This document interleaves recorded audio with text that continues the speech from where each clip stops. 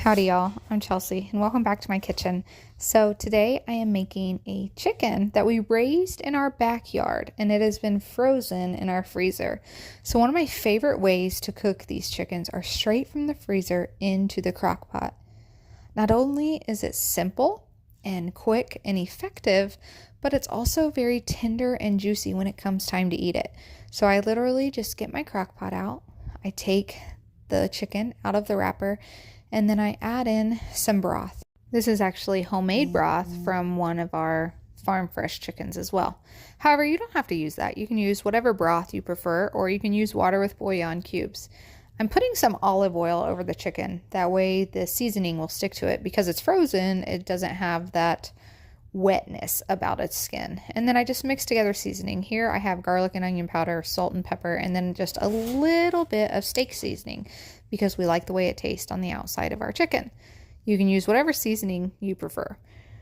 After I put my seasoning on there, I like to add just a stick of butter. It gives it good flavor, it melts over, and then it just helps make the outside a little bit crispy. Not super crispy, but just a little bit. Put the lid on, cook it on high.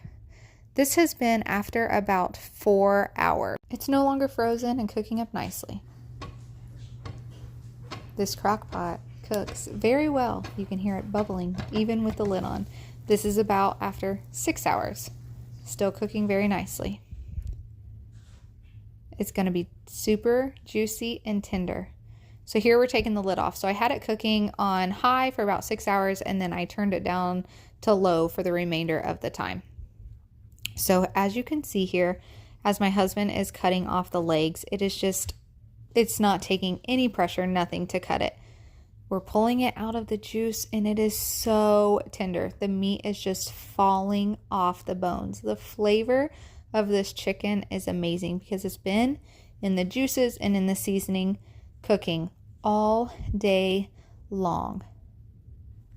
If you haven't tried this method and it's something that you're looking for a quick, easy, simple meal that you can put in the crock pot and forget about it all day and it still be delicious and nutritious, then this is the way to go. So you can use the stuff that's in there to make more broth, or you can give it to your chickens or whatever you would normally do with it. So let me know if you try it and what you think. Make sure you hit that subscribe button and follow along for all things homestead.